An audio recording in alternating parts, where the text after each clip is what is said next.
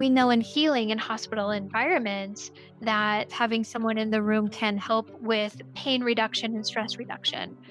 If that person is holding your hand, the stress reduction and pain risk reduction is even better.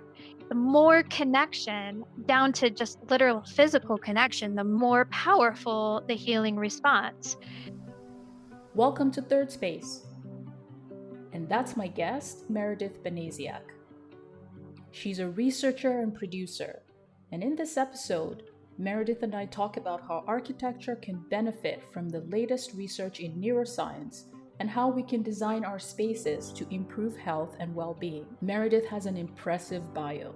She works at the interface of research and practice as Director of Research for Science at Boulder Associates. She conducts real-world research with clients and design teams to support data-driven, science-informed design for improving health and performance in built environments. Meredith serves on the Academy of Neuroscience for Architecture Board of Directors. She's also featured in the 2020 documentary Built Beautiful, an architecture and neuroscience love story, narrated by Martha Stewart. She's published in psychology, clinical, and design research journals and books. Her current passion is producing Science Plus Design, a YouTube micro-learning series. I am so excited and I feel truly honored to have her on the show.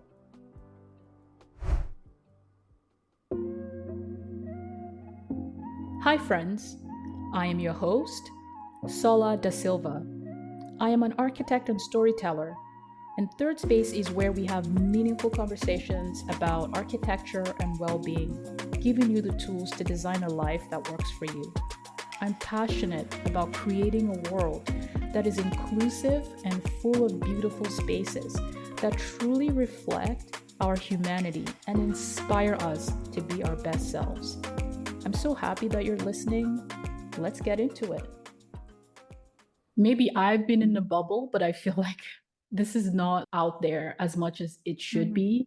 And I'm just so excited, to see this new kind of perspective to architecture and to design. Yeah. Like people really talking about emotional well-being and designing for human beings as we are, meeting our emotional needs, psychological needs, our needs for connection. And I feel very inspired and I'm really excited to talk with you. That's awesome, but I'm just as inspired by you. So I feel honored as well. So thank you. You're very welcome. Loneliness has now been labeled a public health crisis by the US Surgeon General. It impacts about half of US adults, and an increasing number of young adults between ages 15 and 24 are reporting feeling isolated. How does social isolation and loneliness impact brain function? Yeah, so really good question. And I'm going to frame it a little bit in terms of the research on what we call enriched environments. Going back even 100 years ago, scientist Donald Hebb brought home some lab rats for his kids to play with. And then when he brought them back to the lab, he found that these ones that were pets outperformed their siblings who were genetically similar on all the cognitive behavioral tasks, right? So fast forward to the 1990s, there was this research done where they were moving rats from what they called standard housing. And that might have meant just a cage with bedding. Sometimes it was just like a plastic bin without bedding. I've even seen like a Home Depot bucket to what they called enriched environment. In the enriched environment, there were four key attributes. There was novelty and complexity, like toys and hidden treats. There was opportunity for exercise, maybe a wheel. Oh, the multi-sensory stimulation. Sometimes that one gets included, sometimes it doesn't. And then there were playmates. So they were no longer socially isolated.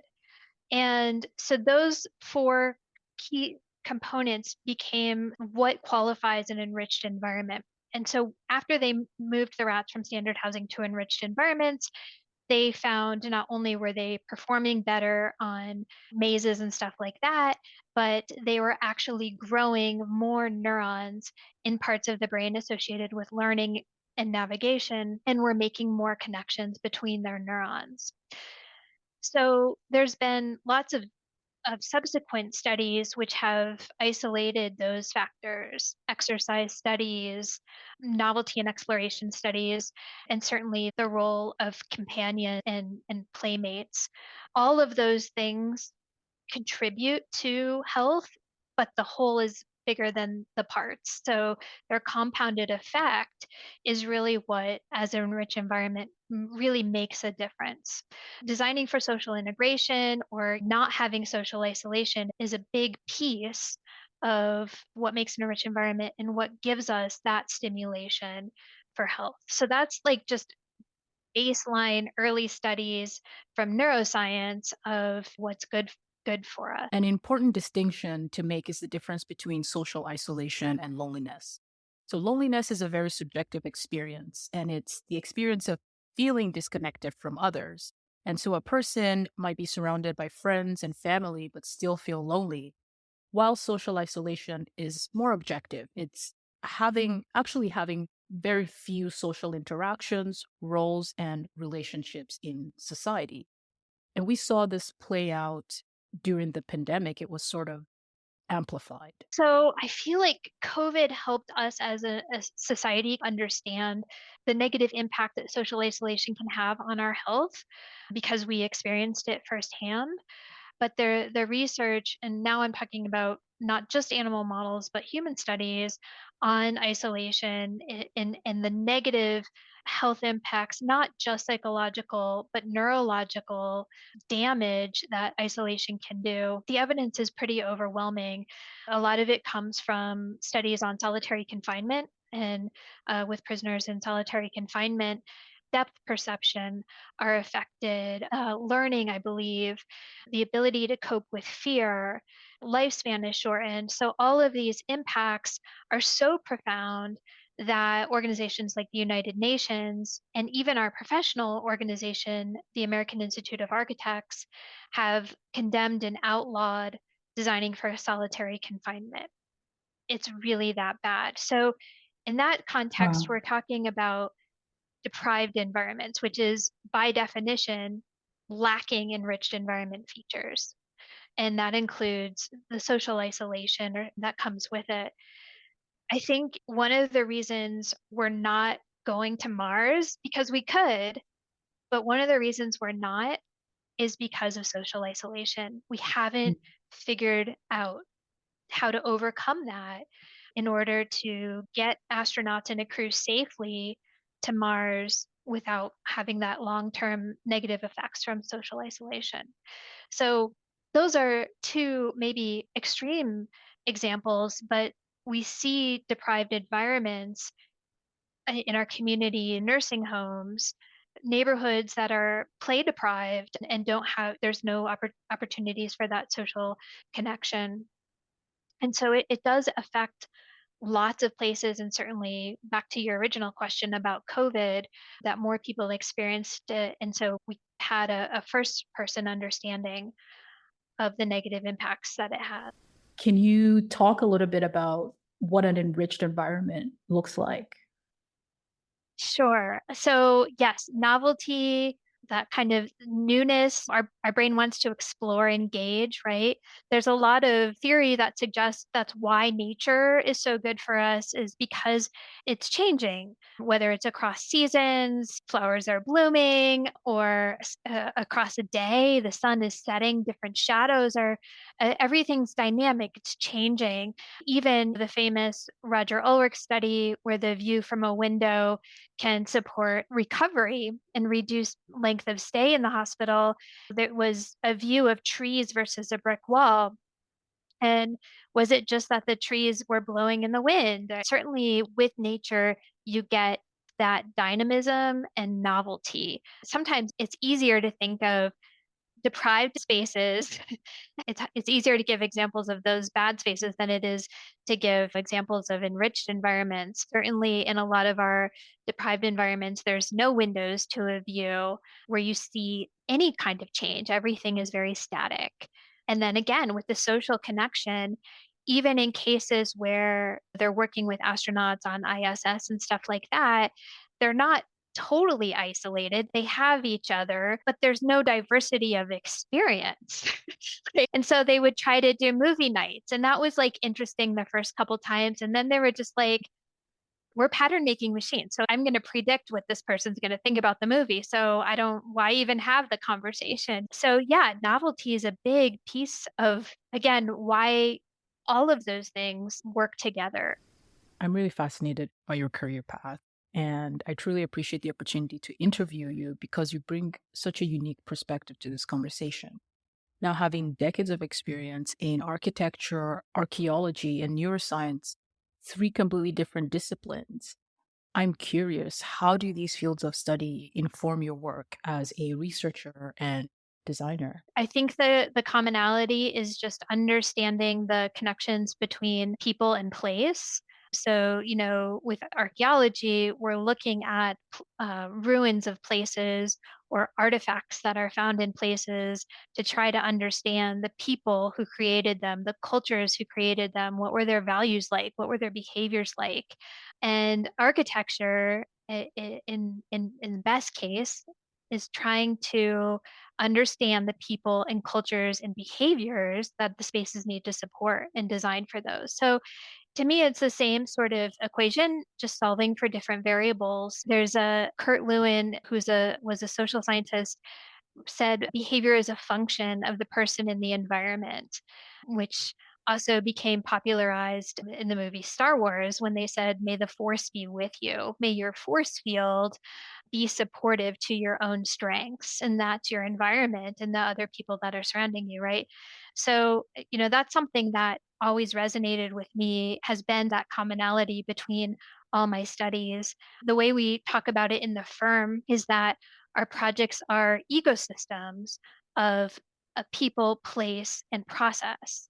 So, and process might be behaviors that you're trying to support. So, in workplace, it might be focus versus collaboration, or in healthcare, when you think of surgical processes, they're pretty rigidly planned out there. But that's the connection for me between archaeology and research and architecture. I think we're so fortunate to be alive at this time in history with so much technology and information accessible to us. I know you've done research on consumer wearables as a tool for tracking well being and using that information to make informed design decisions. Can you tell me a little bit more about that? Cool things came to mind as we're talking. If we can go back for just a second about COVID, and I can say I remember doing observations for work in an ICU unit, and the COVID patients had, first of all, they had no windows because they had to put on special new mechanical units for the mechanical ventilation to accommodate that infectious disease. The window was blocked with this temporary mechanical unit. They had no window. No one could go into that room. And when the staff had to go in, they suited up in, it literally would looked like a beekeeper kind of outfit. Like they completely suited up and then they were in there as little as possible. So it's no wonder that those patients had a harder time recovering, because we know in healing in hospital environments that the power having someone in the room can help with pain reduction and stress reduction. If that person is holding your hand, the stress reduction and pain reduction is even better. If the person Wow. holding your hand is a family member or a loved one or Mm, someone you care about or a spouse, it's even more profound, right? So wow. the more connection, down to just literal physical connection, the Wow. more powerful the healing response. And if we take that the opposite way, so right now, you and I connecting on Zoom, or if I see a face on TV, 60% of my mirror neurons are activated versus if we were in person, 100% of them would be. And mirror neurons there's some controversy there a little bit, but people say they're responsible for imitation. So that helps with empathy. Because if I imitate what you're doing, I understand what it feels like when I'm doing it. So that some scientists believe that it's associated with empathy. I am feeling connection with you, but if we were in the same space, it would be that much more greater. So you can really just see the spectrum of impact with connection. Then you asked about technology. I'm going to go back to a healthcare example. We can use tech in order to decrease pain. So during painful procedures, I'm thinking pediatric vaccinations or even pediatric surgical procedures where they might not have anesthesia. The more consuming tech you can give them, the less they're going to feel the pain. So in that in tech can be really good. And I've heard like Tetris is like the ultimate in terms of consuming all of your attention, which I totally believe because I'm a huge Tetris fan, and when I'm playing Tetris and someone's trying to Same. have a conversation, like it's no good. You're a Tetris fan too? Absolutely. Absolutely. Right from the Game Boy days. Yeah. So one of my big picture goals is to democratize knowledge and democratize tools so that as a designers, we're not trained as scientists and we can't just sit there and wait for the knowledge to be handed down. Our jobs will go away. Consumer wearables are designed for the consumer, for anyone to use. So I think they're the perfect tools for designers to also make use of and help make the invisible visible. So, for example, I got my toys here, like this, my CO2 meter. I would never know CO2 levels before 2 years ago. I never even thought CO2 levels was like a thing and that would affect my health or cognition or potential to get COVID, all of those things. I also have on a stress ring today that measures my sweat, which is a surrogate for nervous system activity and stress. And by stress, I just mean arousal. My arousal levels could go up if I were in the lunch break room having a really cool conversation with a friend. That would be good activation, but they might also go up if I have 4 Zoom meetings in a row and I'm stressed out. So arousal doesn't have a negative or positive connotation. Stress has the negative connotation because we are too much off homeostasis, right? We don't have the balance. We're too much in the hyper aroused stage and don't have enough of the relaxation. If there were a situation where someone was always relaxed, that wouldn't be healthy either. That person would probably be depressed or might have some other kind of cognitive impairment. So you just need to keep that in balance and having those stimulating break room conversations or activities that do increase your arousal are good too. I also have my light meter. I can pin it on my shirt and it monitors my lighting exposures, both lighting intensity and then lighting spectrum. So obviously we've heard about the blue light at night is bad, that sort of thing. So all of these things help make atmospheric elements that were again invisible to me, definitely not on my radar 5 years ago, visible, and that awareness changes my behavior, right? If I know how much I'm walking on my watch, I'm going to try to walk more and get my steps in. As a designer, if I know the spaces that I've been designing are chronically dim and my light meter says the space makes you sleepy, maybe I can do something about that, right? So I think it's just the awareness that changes the behavior. And so these wearables become tools that we can use as designers. All of these collect actual data too, which is what we do on the research side of things, is collect kind of big data on these environments and then dissect that so that we're designing better lighting environments over 24 hours in dynamic light. Or the stress studies are interesting because we've been able to identify different activities that make people more stressed out or different spaces that seem to make people stressed out. Having the extra layer of data that helps connect the human occupants with what's happening in the space so we can get better alignment or homeostasis. Everything that you've mentioned is bringing to mind the word empowerment, Mm, because the more you know yeah. about what's happening to you and your body, the more you can make decisions about your space and I think that's just so powerful. Yeah, I love that you brought up empowerment because a lot of times, again, going back to healthcare, we try to design for patient control over their own space. And I think it's because there is no one size fits all. There is no sort of best practice ideal. If I follow this prescription, it's going to heal everyone magically. And that's because of individual differences. And just think age, like what I could see and hear 10 years ago is different than what I can see and hear now. That's just one tiny example, but age and ability and culture. So there's lots of individual differences of how people can cope with the environment, where the environment either becomes too overwhelming and they can't cope with it, or there's not enough stimulation going back to the deprived environment and so they're not challenged enough. So individual differences and then also the activity you need to do. Am I writing a paper? Am I trying to connect with someone socially? Those are going to be different kind of environmental conditions that would support those two different things, even though the person hasn't changed. So I think understanding how we can make our spaces more adaptable or offer more control or empowerment is really important. While architects want buildings to be aesthetically pleasing, they also need it to be safe. And sometimes we find that aesthetics comes after functionality or efficiency in the order of priorities.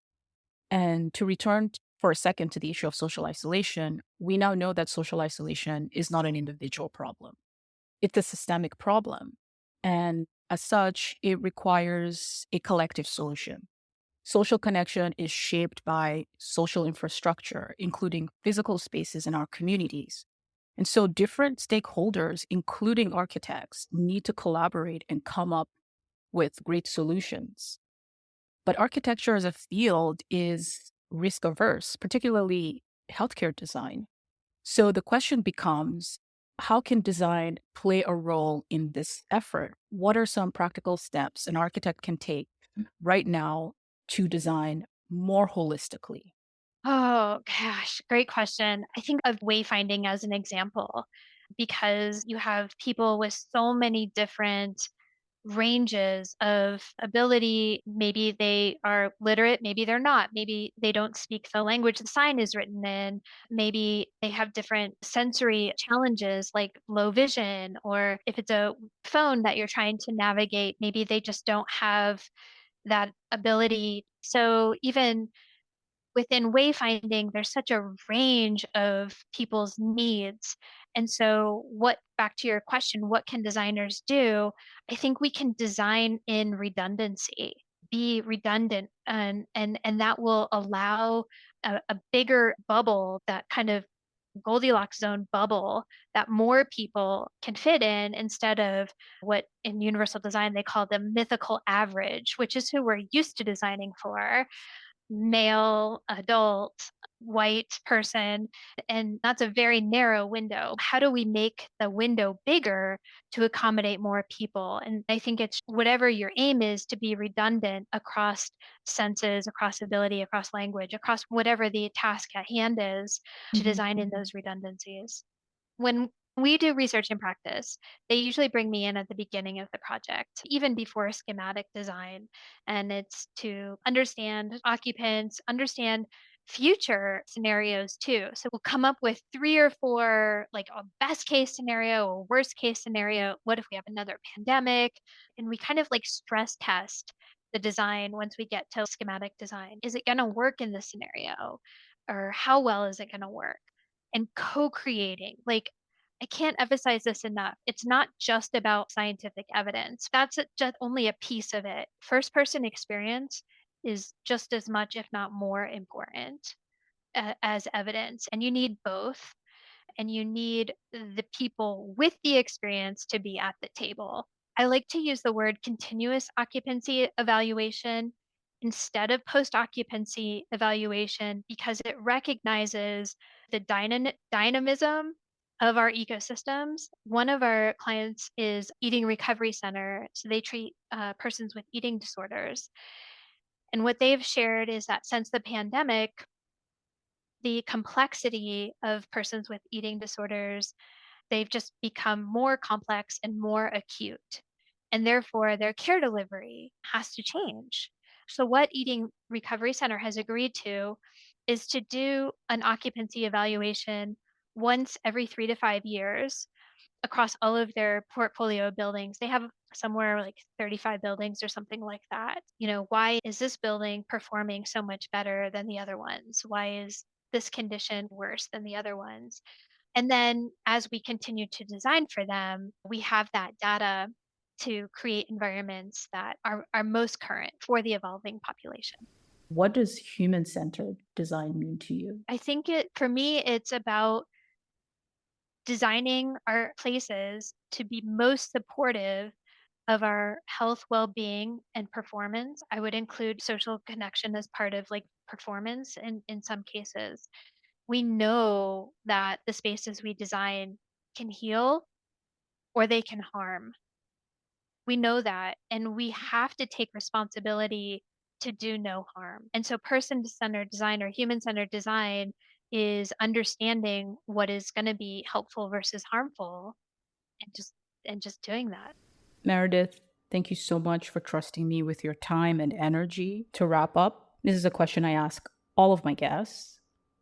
Where is your third place? Yeah, perfect question. So the community for sure is people like you, is making this relationship with people like you who share a passion for person-centered design, for making better health and well-being through design. And what I found is like we all share experiences that have affected who we are today profoundly because the space either impacted us in negative ways or positive ways or both. I can speak to both for sure, but we share that common connection and that passion. And so this the community is very valuable, and I'm so grateful for you creating this community through this podcast. The third space is when we actually get to come together in person, and this does happen from time to time at conferences. And when the Mm. conference venue kind of walks the talk, where they have beautiful spaces that highlight nature or create connection, have healthy food, all of those things that the conference venue does to support the community and the things we stand for, those are my favorite third spaces. Yeah. So I really look forward to when you and I be in that third space Yes. together. Yes. Thank you for listening to this episode of Third Space. Thank you to my amazing guest, Meredith Banasiak. Be sure to like, subscribe, and share. I'd love to hear your thoughts. Send me emails, DMs. Adios, friends. Until next time.